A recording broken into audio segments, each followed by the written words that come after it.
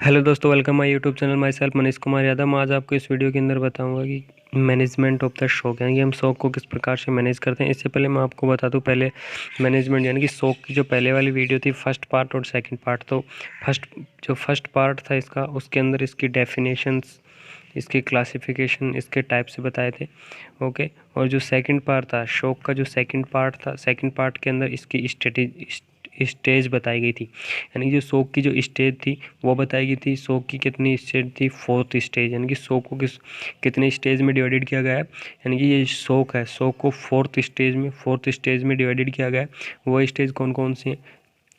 Non progressive stage, progressive stage, okay guys, dimensionary stage और compensatory stage. Okay guys, अब हम देख लेते हैं इसका मैनेज। यानी कि किसी को भी अगर शौक डिजीज हो जाए या कुछ भी हो जाए तो उसमें किसको मैनेज हम किस प्रकार से करते हैं, तो हम इसके अंदर इस वीडियो को देख लेते हैं। और गाइज मैं एक चीज़ और बता दूं, इसके अंदर जो मैनेजमेंट है, यानी कि जो शौक का मैनेजमेंट होगा, उसका जो नर्सिंग मैनेजमेंट होगा, नर्सिंग मैनेजमेंट एक बार मैं इसके अंदर बता दूंगा। और इसके अलावा जो नर्सिंग मैनेजमेंट होगा वो मैं मेरे हिसाब से यानी कि कुछ पॉइंट्स दे दूंगा, कुछ यानी कि डायग्नोसिस दे दूंगा, उसके हिसाब से वो इसके लिए मैं अलग वीडियो बना दूंगा। चलते हम देखते हैं सबसे पहले मैनेजमेंट ऑफ द शौक। शौक का मैनेजमेंट सबसे पहले देख लेते हैं हम।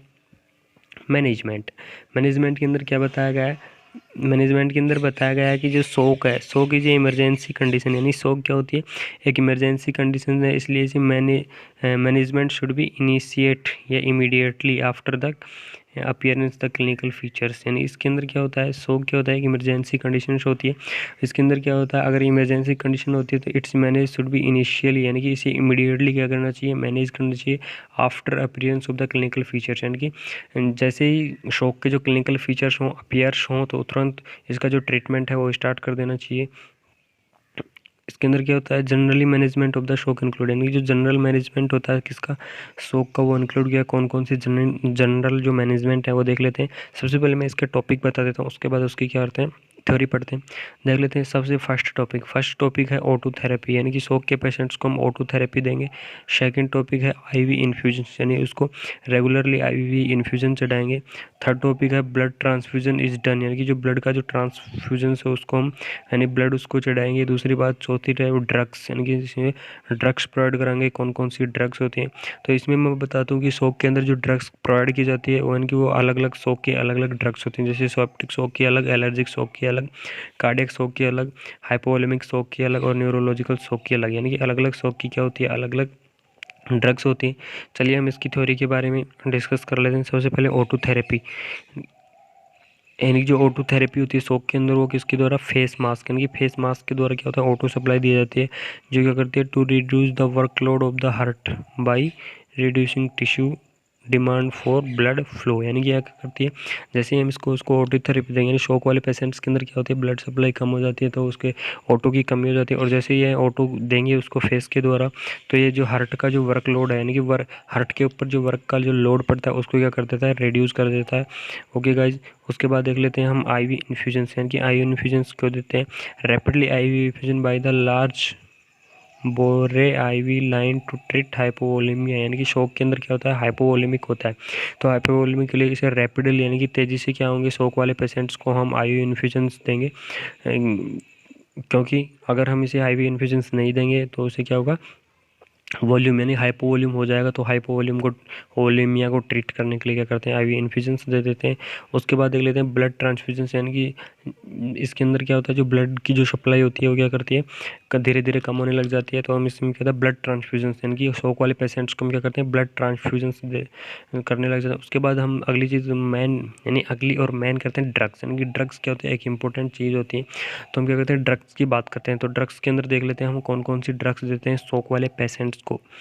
एपिनेफ्रिन, नॉन एपिनेफ्रिन्स, यानी कि जो एपिनेफ्रिन और जो नॉन एपिनेफ्रिन्स कैटेगरी की जो ड्रग्स होती हैं वो ड्रग प्रोवाइड कराते हैं।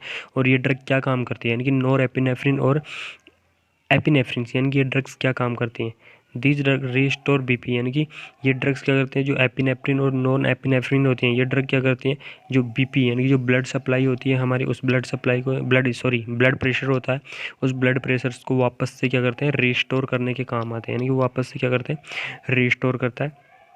कैसे करता है, वैसो कॉन्स्ट्रिक्शन, यानी कि जो वेसल्स होती है हमारी उनको कॉन्स्ट्रक्ट करने लग जाता है। इसके अंदर हम देख लेते हैं अदर चीज़, यानी कि इसके अलावा क्या करते हैं हम, एक्सरे करते हैं, ईसीजी करते हैं, ब्लड टेस्ट करते हैं, ये सभी चीज़ें करते हैं किसके अंदर, शॉक के अंदर। तो हम देख लेते हैं कौन कौन सी ड्रग्स होती हैं जो कौन सी, यानी कि शॉक के कौन से टाइप के अंदर कौन सी ड्रग्स काम आती है। सबसे पहले हम देख लेते हैं सेप्टिक शॉक। सेप्टिक शॉक के अंदर क्या करता है, सेप्टिक शॉक बैक्टीरिया वगैरह इन्फेक्शंस के कारण होता है, तो सब इसमें एंटीबायोटिक थेरेपी ही चलती है, यानी कि एंटीबायोटिक थेरेपीज़ के द्वारा क्या करते हैं, सेप्टिक शॉक क्या होता है, ट्रीट हो जाता है। उसके बाद होता है एलर्जिक शॉक। एलर्जिक शॉक के अंदर कौन कौन सी चीज़ें देते हैं, एलर्जिक शॉक के अंदर दे देते हैं डाइफेनहाइड्रामाइन, डाइफेनहाइड्रामाइन टैबलेट दे देते हैं, एपिनेफ्रिन दे देते हैं, मिथाइल प्रेडिसोन दे देते हैं। यानी कि ये 3 टैबलेट्स होती हैं या 3 ड्रग्स होती हैं, यानी कि डाइफेनहाइड्रामाइन होता है, एपिनेफ्रिन होता है, मिथाइलिन प्रेडिनिसोलोन होता है। यानी कि ये ड्रग्स क्या करते हैं, हमारे जो अगर एलर्जी टाइप का शॉक हो जाता है, यानी कि एलर्जिक शॉक क्रिएट होता था, उसके अंदर क्या करते हैं हम, ये ड्रग्स दे देते हैं। उसके बाद देते हैं कार्डियक शॉक, यानी कि कार्डियक शॉक के अंदर कौन कौन सी ड्रग्स दे देते हैं, medication to increase the force of the heart beat. यानी कि कार्डियक शॉक कैसे लगता है, इसके अंदर क्या करता है, हार्ट होता है अपना वर्क नहीं कर पाता है या पंप नहीं कर पाता है, तो इसके अंदर क्या करते हैं, जो हार्ट बीट होती है, हार्ट बीट के फोर्स को बढ़ाने के लिए, यानी कि हार्ट बीट के फोर्स को इंक्रीज करने के लिए ड्रग्स देते हैं। कौन कौन सी देते हैं, डोपामाइन और डोब्यूटामाइंस, यानी कि ये 2 ड्रग्स देते हैं जो क्या करते हैं, कार्डियक शॉक यानी अर्थात जो हार्ट बीट होती है हमारी उसको इंक्रीज करते हैं। वो कौन कौन सी होती हैं, डोपामाइंस होती है और डोब्यूटामाइंस, यानी दोनों ड्रग्स क्या होती हैं, कार्डियक शॉक के अंदर यूज ली जाती हैं। बट जो ये मेडिकेशन होती हैं ये ओनली कहते हैं शॉर्ट टर्म, यानी कि ओनली शॉर्ट टर्म के लिए ये हेल्पफुल होती हैं, बाद में ये हेल्पफुल लॉन्ग टर्म के लिए हेल्पफुल नहीं होती हैं। उसके बाद देख लेते हैं हम हाइपोवोलेमिक शॉक, यानी कि हाइपोवोलेमिक शॉक के अंदर कौन कौन सी ड्रग्स दे देते हैं, तो हाइपोवोलेमिक शॉक के अंदर देते हैं large amount of the fluid, यानी कि हाइपोवोलेमिक का मतलब होता है हमारे शरीर में वॉल्यूम्स की कमी होना। अगर हमारे शरीर में वॉल्यूम अर्थात वाटर लॉस होगा तो उसके लिए हम सबसे पहले क्या करेंगे, लार्ज अमाउंट में फ्लूइड देंगे, अर्थात रैपिडली IV इन्फ्यूजन देंगे, उसको सेलाइन वगैरह देंगे, तो लार्ज अमाउंट में क्या करेंगे हम इसको फ्लूइड यानी कि प्रोवाइड कराएंगे, अर्थात IV चढ़ा रैपिडली इन्फ्यूज़न करते रहेंगे। उसके बाद देखते हैं मल्टीपल ब्लड ट्रांसफ़र, यानी कि जो ट्रांसफ्यूजन से, यानी कि जो ब्लड होता है ब्लड को भी हम ट्रांसफ्यूज़ करते रहेंगे रेगुलरली। उसके बाद देख लेते हैं न्यूरोलॉजिकल शॉक, यानी कि जो न्यूरोलॉजिकल शॉक होता है उसके अंदर क्या क्या किया जाता है या कौन कौन सी ड्रग्स दी जाती हैं। तो न्यूरोलॉजिकल शॉक के अंदर वैसोप्रेसिन, ओके गाइज, यानी कि नॉरएपिनेफ्रिन ड्रग दी जाती है वैसोप्रेसिन से, यानी कि जो क्या करती है, जो वेसल्स को प्रेस करने लग जाती हैं। ओके गाइज, उसके बाद देते हैं एट्रोफिन, यानी कि एट्रोफिन जो क्या करता है, जो कार्डियक आउटपुट होता है, यानी कि जो हमारा जो कार्डियक जो आउटपुट होता है, कार्डियक आउटपुट को क्या करता है, इंक्रीज करता है, क्या एट्रोफिन, एट्रोफिन क्या करता है, हमारे कार्डियक आउटपुट को इंक्रीज करता है, इसलिए हम ये देते हैं। ओके गाइस, ये ड्रग्स की हमें बात कर ली है, और अगर आपको इस वीडियो के अंदर कुछ समझ नहीं आता है तो प्लीज़ कमेंट बॉक्स में बता दीजिएगा। उसके बाद हम चलते हैं नर्सिंग इंटरवेंशंस। नर्सिंग इंटरवेंशंस का मतलब होता है कि नर्सिंग मैनेजमेंट, यानी कि शौक वाले पेशेंट्स को हम नर्सिंग मैनेजमेंट किस प्रकार से करते हैं। तो हम सबसे पहले देख लेते हैं, जैसे ही कोई पेशेंट आता है तो उसे nurse should immediately assist for ABC analysis, यानी सबसे पहले क्या करते हैं, जो नर्स होती है वो ABC एनालिसिस करती है। तो ABC एनालिसिस का मतलब मैं बता देता हूँ। एक का मतलब होता है आर्टरी या पल्स, यानी कि पल्स चेक की जाती है, पल्स चेक की जाती है। ओके, B का मतलब होता है ब्लड प्रेशर चेक किया जाता है, और C का मतलब होता है सर्कुलेशन चेक किया जाता है। ओके गाइस, सबसे पहले क्या करेंगे, इसके अंदर ABC चेक की जाती है। उसके बाद देख लेते हैं frequent monitoring of vital science, यानी कि जैसे उसकी ABC चेक हो गई तो ABC चेक होने के बाद उसकी जो वाइटल साइंस है उसको असिस्ट किया जाता है, या उसको वाइटल साइंस को असिस्ट करना क्या होता है, नेसेसरी हो जाता है।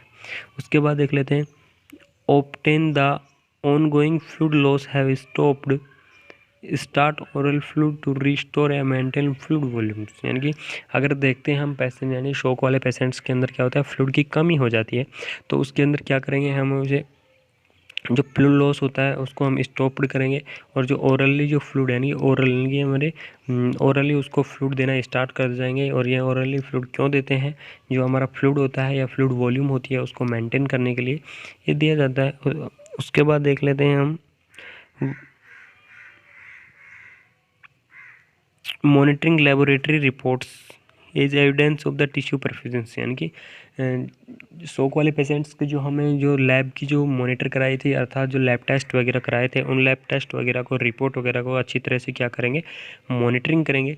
उसके बाद देख लेते हैं, जैसे ही हम उसको मॉनिटरिंग कर लेते हैं तो मॉनिटरिंग के बाद एडमिनिस्टर्ड क्रिस्टलॉइड आईवी फ्लूइड, यानी कि क्रिस्टलॉइड आईवी फ्लूइड, यानी कि उसको क्या करेंगे, जैसे ही शोक वाले पेशेंट्स की एसिस करने के बाद उसे क्रिस्टलॉइड आईवी फ्लूइड करेंगे। और क्रिस्टलॉइड आईवी फ्लूइड के अंदर क्या क्या होता है, NaCl's 9% होते हैं, RL होता है, डी होता है अर्थात डेक्सटोज होते हैं 50%, सॉरी 5% डेक्सटोज होता है। उसके बाद देख लेते हैं provide peaceful environment to patients, यानी कि शोक वाले पेशेंट्स को पीसफुल अर्थात एक शांत क्वीट यानी कि क्वीट एनवायरनमेंट उसको क्या करता है, प्रोवाइड कराया जाता है। उसके बाद देख लेते हैं प्रोवाइड अप्रोप्रिएट पोजीशंस, यानी कि टू प्रिवेंट, यानी कि जो शोक वाले पेशेंट होता है उसको अप्रोप्रिएटेड पोजीशन दी जाती है, किसके लिए, प्रिवेंट ब्रेन टिश्यू डेथ, किसके लिए, यानी कि शोक वाले पेशेंट्स को एक स्पेशल जो पोजीशन होती है वो प्रोवाइड कराई जाती है। और यह पोजीशन किस लिए प्रोवाइड किया जाती है, क्योंकि O2 की कमी की वजह से अगर ब्रेन टिश्यू डेथ ना हो जाए, अर्थात ब्रेन टिश्यू की डेथ नहीं हो जाए, इसलिए क्या करते हैं, ये पोजीशन प्रोवाइड कराया जाता है। और ये पोजीशंस का नाम होता है, ये पोजीशन कौन सी होती है मैं आपको बता देता हूँ। ये देखिए ट्रेंडलिबर्ग ये पोजीशन होते हैं। ये शोक वाले पेशेंट्स को देख लीजिए आप अच्छी तरह से, ये पोजीशन क्या की जाती है, प्रोवाइड कराई जाती है।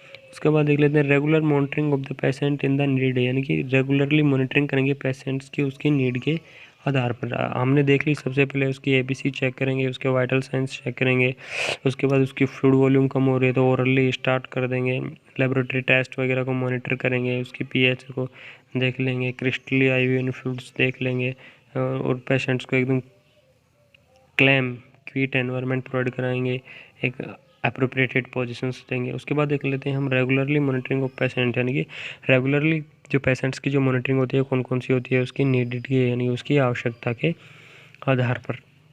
तो हम देख लेते हैं, सबसे पहले क्या करते हैं, ब्लड प्रेशर एंड पल्स। पहली चीज़ क्या होती है, यानी कि रेगुलरली कौन कौन सी चीज़ें मॉनिटरिंग होती हैं, blood pressure and pulse, skin का कलर, अर्थात स्किन साइनोसिस तो नहीं होगी है O2 की कमी की वजह से, पैल कलर की तो नहीं होगी है, मेंटली स्टेटस, अर्थात जो पेशेंट है जिसके डिजीज है वो मेंटली स्टेटस सही है या मेंटली तरीके से सही है, यूरिन आउटपुट, इनकी कितना उसका यूरिन आ रहा है और कितना उसका यूरिन नॉर्मली होना चाहिए, उसके आधार पर इसको चेक करते हैं। उसके बाद कैपिलरी रैफिल्स को चेक करते हैं, लेवल ऑफ द कॉन्शियसनेस, यानी कि कॉन्शियसनेस को चेक करते हैं, अर्थात कॉन्शियसनेस का मतलब है कि पेशेंट्स क्या है, कॉन्शियस है या फिर अनकॉन्शियस है। उसके बाद देख लेते हैं, the response to IV therapy should be monitor every 15 minute, अर्थात हमने जो IV थेरेपी दी है, अर्थात IV फ्लूइड चढ़ाया है, ब्लड ट्रांसफ्यूजन्स किया है एंड IV लाइंस दी हैं, NS वगैरह चढ़ाए हैं, तो उसको क्या करेंगे, NS वगैरह इन्फ्यूजन्स किए हैं, तो उसको क्या करें, एवरी 15 मिनट, यानी कि एवरी 15 मिनट में उनको क्या करता रहना चाहिए, चेक, एवरी 15 मिनट्स में क्या करता रहना, चेक करता रहना चाहिए। उसके बाद देख लेते हैं प्रोवाइड द ऑक्सीजन थेरेपी, यानी कि जो पेशेंट रहता है उसको हम ऑक्सीजन थेरेपी प्रोवाइड कराते हैं, और जो वेंटिलेशन यानी मैकेनिकली वेंटिलेशन होना चाहिए और उसके अंदर ऑक्सीजन थेरेपी प्रोवाइड कराते हैं। ओके गाइज, उसके बाद देख लेते हैं मॉनिटर पेशेंट, यानी कि same symptom of the respiratory failure, अगर पेशेंट्स के अंदर जो रेस्पिरेटरी फेलियर की सेम सिम्टम्स तो नहीं आ रहे हैं, इसलिए क्या करते हैं, उसकी मॉनिटर करते हैं, पेशेंट्स की मॉनिटरिंग कराते हैं, किसके लिए, कि उसके अंदर रेस्पिरेटरी फेलियर के जो सिम्टम्स हैं वो तो नहीं आ रहे हैं, जैसे इंक्रीज PCO2, लो PaO2। ओके, उसके बाद क्या करते हैं, उसको जो साइकोलॉजिकल सपोर्ट, यानी कि पेशेंट्स क्या होता है, कोई भी पेशेंट हो अगर उसके कोई डिजीज़ होती है तो वो साइकिल यानी कि मेंटली स्टेटस से बहुत नीचे चला जाता है, इसलिए उसको हम साइकोलॉजिकल सपोर्ट देंगे जिससे उसका जो मेंटली स्टेटस है वो नॉर्मल बना रहे। उसके बाद क्या करेंगे, perform would care using aseptic technique and administrate antibiotic prescriptions, यानी कि क्या करेंगे, अगर पेशेंट स्किन के अंदर एसेप्टिक शॉक वगैरह है या अगर उसकी एंटीबायोटिक वगैरह चल रही हैं तो उसको प्रॉपरली तरीके से क्या करेंगे, एडमिनिस्टर्ड यानी एंटीबायोटिक वगैरह उसकी प्रिस्क्रिप्शन, यानी डॉक्टर के प्रिस्क्रिप्शन के आधार पर उसकी एंटीबायोटिक वगैरह को एडमिनिस्टर्ड करेंगे। उसके बाद अगला treat the hyperthermia with the antibiotic sponge bath आदि, यानी कि हाइपरथर्मिया का मतलब होता है अगर पेशेंट्स का टेम्परेचर वगैरह हाई हो जाता है या टेम्परेचर बहुत ज़्यादा है तो उसको हम क्या करेंगे, एंटीपायरेटिक्स देंगे। ओके गाइस, एंटीपायरेटिक देंगे, स्पॉन्जी बाथ देंगे। अगर ज़्यादा ही हाइपरथर्मिया हो रहा है तो उसे हम स्पॉन्जी बाथ देंगे। उसके बाद देते हैं constantly monitoring the patient for the further sign symptoms of bleeding. इसके अंदर क्या बताया गया है, constant monitoring of the patient for the further, यानी कि जो ब्लीडिंग, यानी कि जो ब्लीडिंग की जो साइन सिम्टम थे, यानी कि पेशेंट्स के जो ब्लीडिंग के जो साइन सिम्टम्स थे उनको हम क्या करेंगे, कंसल्ट यानी कि कंसल्ट मॉनिटरिंग के दौरान क्या करेंगे, कंसल्ट करते रहेंगे। उसके बाद लास्ट ऑप्शन में आपको last is administer blood products और ब्लड ट्रांसफ्यूजन एज नीडेड, यानी कि इसका मतलब ये है कि अर्थात पेशेंट्स को अगर ब्लड की आवश्यकता है, अगर उसके ब्लड की नीड है उसको, तो हम क्या करेंगे, ब्लड प्रोडक्ट्स को क्या करेंगे, एडमिनिस्ट्रेट करेंगे, अर्थात उसको ब्लड ट्रांसफ्यूजन्स करेंगे और ब्लड ट्रांसफ्यूजन्स करते करेंगे अगर पेशेंट्स को आवश्यकता है तो। ये क्या था, इसका मैनेजमेंट था, एक छोटा सा नर्सिंग मैनेजमेंट बताया गया था। अगर आपको दोस्तों ये वीडियो अच्छी लगे तो प्लीज़ लाइक करें, शेयर करें, सब्सक्राइब करें हमारे चैनल को।